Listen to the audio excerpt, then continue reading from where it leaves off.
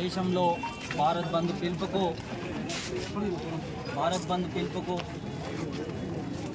వివిధ రాజకీయ పార్టీలు, వివిధ సంఘ నాయకులు, అదేవిధంగా వివిధ దళిత సంఘాల నాయకుల ఆధ్వర్యంలో బైంస పట్టణంలోని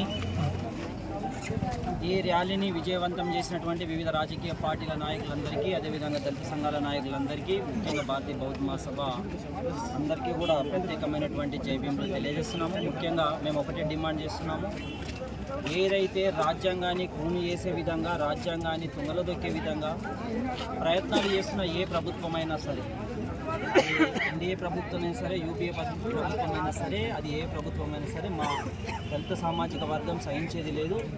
దాన్ని తుంగలో దొక్కి ఏబిసిల వర్గీకరణ తీసుకురావడం జరిగింది. దళితుల యొక్క ఐక్యతను దెబ్బతీసే విధంగా సుప్రీంకోర్టు తీరుతున్నది కాబట్టి, దానితో పాటు క్రిమిలేయర్ కూడా అమలు చేస్తున్నారు కాబట్టి, ఇలా మాదిగా కులాలలో ఉన్నటువంటి ఉన్నత ఉద్యోగాలు కానీ, చిరు ఉద్యోగాలు కానీ ఉన్నటువంటి వ్యక్తులలో మళ్ళొకసారి ఉద్యోగాలు రాకుండా కుట్రపడుతున్నటువంటి మా దళిత ద్రోహి మందకృష్ణ మాదిగా, అదేవిధంగా దీనికి సపోర్ట్ చేస్తున్న నరేంద్ర మోడీ బీజేపీ ప్రభుత్వానికి కూడా మేము బుద్ధి చెప్పే రోజులు దగ్గరనే ఉన్నాయి.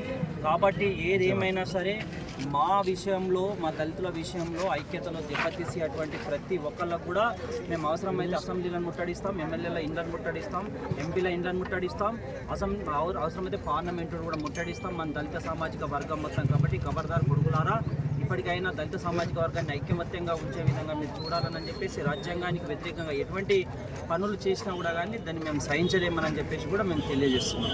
జై హింద్, జై భారత్, జై హింద్.